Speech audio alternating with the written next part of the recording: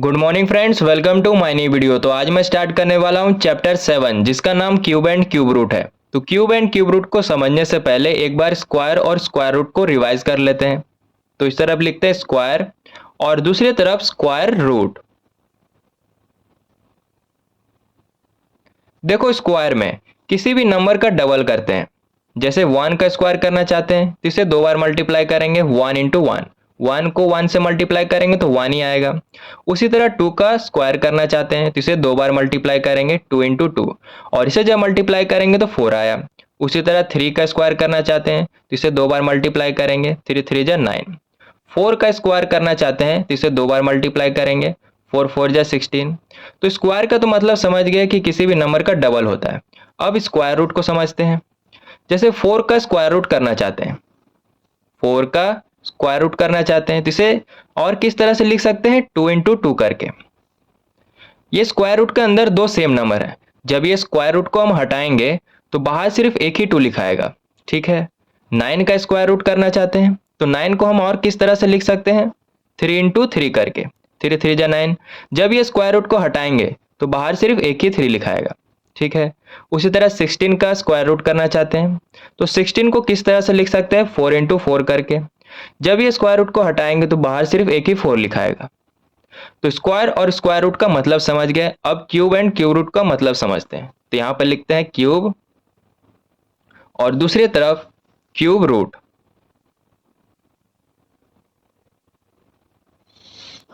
देखो, क्यूब में किसी भी नंबर का ट्रिपल करते हैं, यानी 3 बार मल्टीप्लाई करते हैं। स्क्वायर में 2 बार मल्टीप्लाई करेंगे और क्यूब में 3 बार मल्टीप्लाई करेंगे। जैसे 1 का क्यूब करना चाहते हैं तो इसे 3 बार मल्टीप्लाई करेंगे तो 1 ही आएगा।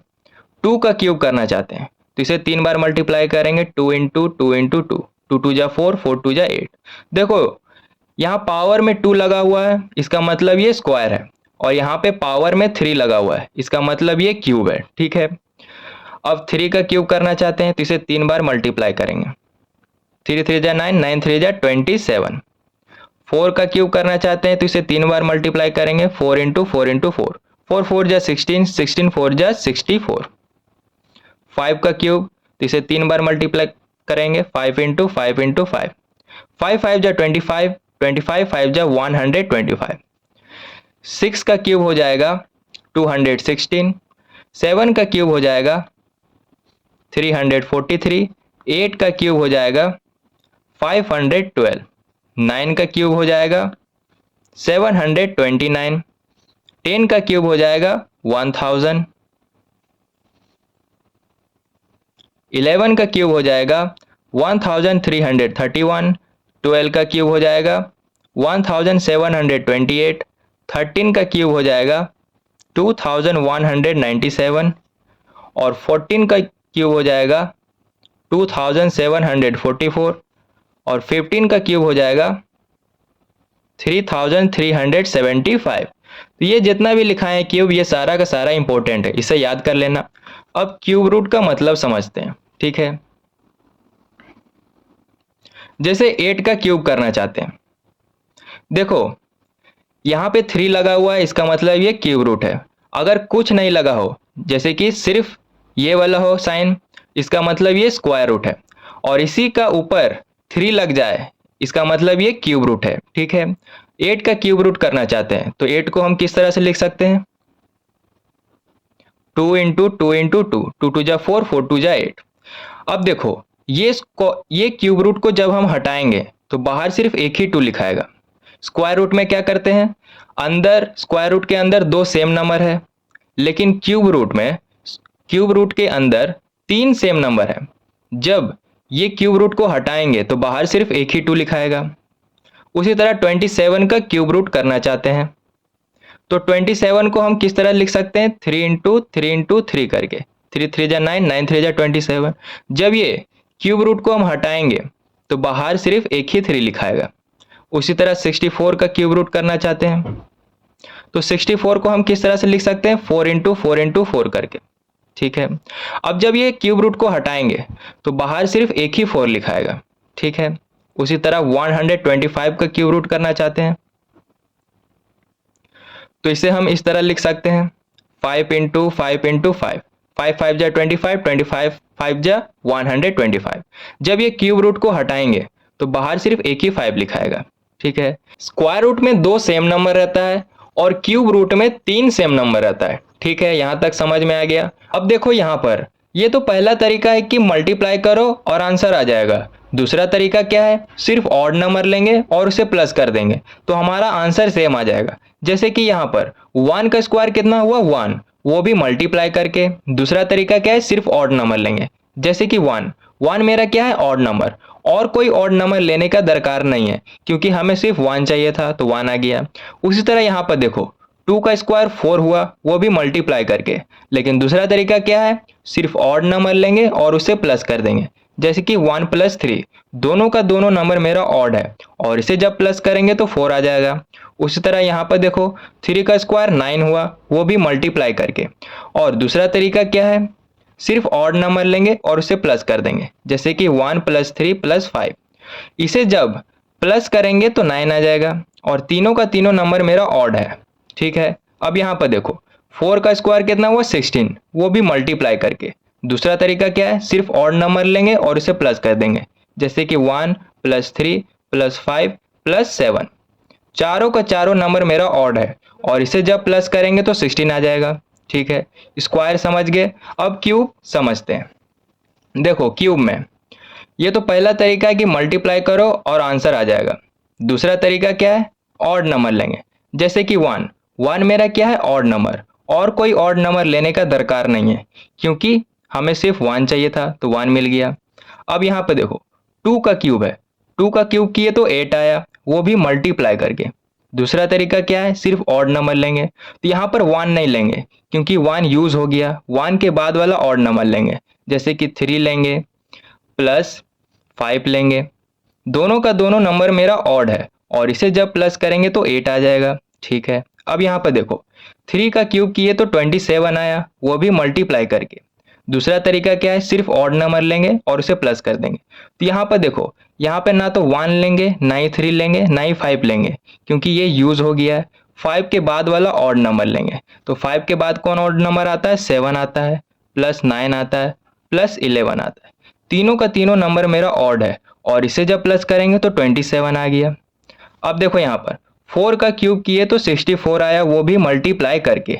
दूसरा तरीका क्या है, सिर्फ ऑड नंबर लेंगे, यहाँ पे 11 के बाद वाला ऑड नंबर लेंगे, तो 11 के बाद कौन सा ऑड नंबर आता है, 13 आता है, 15 आता है, 17 आता है और 19 आता है। ठीक है, और इसे जब प्लस करेंगे तो 64 आ जाएगा। तो यहाँ तक तो समझ में आ गया। देखो क्यूब में जो ऑड नंबर यूज कर चुके हैं उसे दोबारा यूज नहीं किए हैं, जैसे कि यहाँ पर 1 यूज किए हैं तो यहाँ पर 1 यूज नहीं किए, यहाँ पर 3 5 यूज किए हैं तो यहाँ पर 3 5 यूज नहीं किए। लेकिन स्क्वायर में ऐसा नहीं है, जो ऑड नंबर यूज हो चुका है उसे दोबारा यूज किए हैं, जैसे कि यहाँ पर 1 है तो यहाँ भी 1 है, यहाँ भी 1 है, यहाँ भी 1 है, 3 यहाँ भी है तो 3 यहाँ भी है, 3 यहाँ भी है। ठीक है, तो यहाँ तक तो समझ में आ गया। अब एक्सरसाइज 7.1 का क्वेश्चन नंबर 1 सॉल्व करते हैं। क्वेश्चन नंबर 1 में बोल रहा है which of the following numbers are not perfect cube. हमें बताना है कि कौन सा क्वेश्चन परफेक्ट क्यूब है या नहीं है। ठीक है, देखो एक्सरसाइज 6 में हमें परफेक्ट स्क्वायर पूछता था। क्या पूछता था, परफेक्ट स्क्वायर। तो वहां पर हम लोग क्या करते थे, प्राइम फैक्टर। प्राइम फैक्टर करने के बाद जो नंबर आता था उसका जोड़ा बनाते थे। जोड़ा बन रहा है इसका मतलब वो परफेक्ट स्क्वायर है, और जोड़ा नहीं बन रहा है इसका मतलब वो परफेक्ट स्क्वायर नहीं है। जैसे कि 4, हमें बताना है कि ये परफेक्ट स्क्वायर नंबर है या नहीं है। तो सबसे पहले इसका प्राइम फैक्टर करेंगे, 2 से लगाएंगे, 2 2 जा 4, 2 1 जा 2। देखो यहाँ पर जोड़ा बन रहा है, इसका मतलब ये परफेक्ट स्क्वायर है। लेकिन यहाँ पर हमें परफेक्ट क्यूब पूछ रहा है, तो यहाँ पर 3 3 का जोड़ा बनाएंगे। ठीक है, तो क्वेश्चन को सॉल्व करना स्टार्ट करते हैं। जैसे कि क्वेश्चन नंबर 1 में दिया हुआ 216, तो सबसे पहले इसका प्राइम फैक्टर करेंगे, 2 से लगाएंगे तो 108 आएगा, फिर 2 से लगाएंगे तो 54 आएगा, फिर 2 से लगाएंगे तो 27 आएगा। अब 3 से लगाएंगे तो 9 आएगा, फिर 3 से लगाएंगे तो 3 3 जा 9 और 3 1 जा 3। अब देखो प्राइम फैक्टर करने के बाद इतना सारा नंबर आया। अब यहाँ पर लिखेंगे 2 into 2 into 2 into 3 into 3 into 3। यहाँ पर 3 3 का पेयर बनाएंगे यानी जोड़ा। तो यहाँ पर देखो एक पेयर और ये दूसरा पेयर, जोड़ा बन रहा है, इसका मतलब ये परफेक्ट क्यूब है, तो यहां पर लिख देंगे यस। तो क्वेश्चन नंबर 1 का आंसर आ गया। इसी तरह बाकी क्वेश्चन भी सॉल्व करेंगे। क्वेश्चन नंबर 2 में दिया हुआ है 128 और हमें बताना है कि ये परफेक्ट क्यूब है या नहीं है। तो सबसे पहले इसका प्राइम फैक्टर करेंगे, 2 से लगाएंगे सबसे पहले क्योंकि इवन नंबर है, तो 64 आएगा। फिर 2 से लगाएंगे तो 32 आएगा। फिर 2 से लगाएंगे तो 16 आएगा। फिर 2 से लगाएंगे तो 8 आएगा। फिर 2 से लगाएंगे तो 4 आएगा। फिर 2 से लगाएंगे तो 2 आएगा। फिर 2 1 जा 2। ठीक है, तो प्राइम फैक्टर करने पर इतना नंबर आ रहा है। अब इसे यहाँ पर लिखेंगे 2 इंटू कितना है 2, 1 2 3 4 5 6 7। यहाँ पर लिखेंगे 1 2 3 4 5 6 और 7। अब पेयर बनाएंगे 3 3 का, जैसे कि ये एक पेयर, ये दूसरा पेयर। देखो 2 यहाँ पर छूट रहा है, इसका मतलब ये मेरा परफेक्ट क्यूब नहीं है, तो यहाँ पर नो लिख देंगे क्योंकि पेयर बनना चाहिए, यहाँ पर पेयर नहीं बन रहा है। तो क्वेश्चन नंबर 2 का आंसर आ गया। अब क्वेश्चन नंबर 3 को सॉल्व करते हैं। क्वेश्चन नंबर 3 में दिया हुआ है 1000 और हमें बताना है कि ये परफेक्ट क्यूब है या नहीं है। तो सबसे पहले इसका प्राइम फैक्टर करेंगे, 2 से लगाएंगे सबसे पहले तो 500 आएगा। फिर 2 से लगाएंगे तो 250 आएगा। फिर 2 से लगाएंगे तो 125 आएगा। अब 5 से लगाएंगे तो 25 आएगा। फिर 5 से लगाएंगे तो 5 आएगा और 5 1 जा 5। ठीक है, तो प्राइम फैक्टर करने पर इतना नंबर आ रहा है। अब इसे यहाँ पर लिखेंगे 2 into 2 into 2 into 5 into 5 into 5। अब पेयर बनाएंगे 3 3 का, एक पेयर और ये दूसरा पेयर। देखो यहाँ पर पेयर बन रहा है, इसका मतलब ये परफेक्ट क्यूब है, तो यहाँ पर यस लिख देंगे। तो क्वेश्चन नंबर 3 भी सॉल्व हो गया। अब क्वेश्चन नंबर 4 को सॉल्व करते हैं। क्वेश्चन नंबर 4 में दिया हुआ है 100 और हमें बताना है कि ये परफेक्ट क्यूब है या नहीं है। तो सबसे पहले इसका प्राइम फैक्टर करेंगे, 2 से लगाएंगे तो 50 आएगा। फिर 2 से लगाएंगे तो 25 आएगा। अब 5 से लगाएंगे, 5 5 जा 25, 5 1 जा 5। देखो प्राइम फैक्टर करने पर इतना नंबर आ रहा है, तो यहाँ पर लिखेंगे 2 इंटू 2 इंटू 5 इंटू 5। यहाँ पर देखो 3 3 का पेयर नहीं बन रहा है, लेकिन 2 2 का पेयर बन रहा है, तो ये हमारा परफेक्ट क्यूब नहीं है। अगर परफेक्ट स्क्वायर पूछता तब 2 2 का पेयर बनाते हैं। ठीक है, तो क्वेश्चन नंबर 4 का आंसर आ गया। क्वेश्चन नंबर 5 में दिया हुआ है 46,656 और हमें बताना है कि ये परफेक्ट क्यूब है या नहीं है। तो सबसे पहले इसका प्राइम फैक्टर करेंगे, 2 से लगाएंगे सबसे पहले तो 2 3 3 2 8 आएगा। फिर 2 से लगाएंगे तो 1 1 6 6 4 आएगा। फिर 2 से लगाएंगे तो 5 8 3 2 आएगा। फिर 2 से लगाएंगे तो 2 9 1 6 आएगा। फिर 2 से लगाएंगे तो 1 4 5 8 आएगा। फिर 2 से लगाएंगे तो 729 आएगा। अब 3 से लगाएंगे तो 243 आएगा। फिर 3 से लगाएंगे तो 81 आएगा। फिर 3 से लगाएंगे तो 27 आएगा। फिर 3 से लगाएंगे तो 9 आएगा। फिर 3 3 जा 9, 3 1 जा 3। तो प्राइम फैक्टर करने पर इतना नंबर आ रहा है। अब इसे यहाँ पर लिखेंगे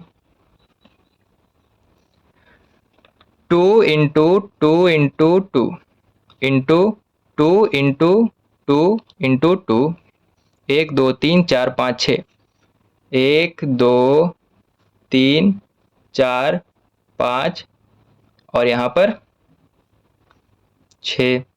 ठीक है, अब पेयर बनाएंगे 3 3 का, तो ये एक पेयर, ये दूसरा और ये तीसरा और ये पूरा मिला के चौथा। ठीक है, तो यहाँ पर तो पेयर बन रहा है 3 3 का, इसका मतलब ये परफेक्ट क्यूब है, तो यहाँ पर यस लिख देंगे। तो क्वेश्चन नंबर 5 भी सॉल्व हो गया।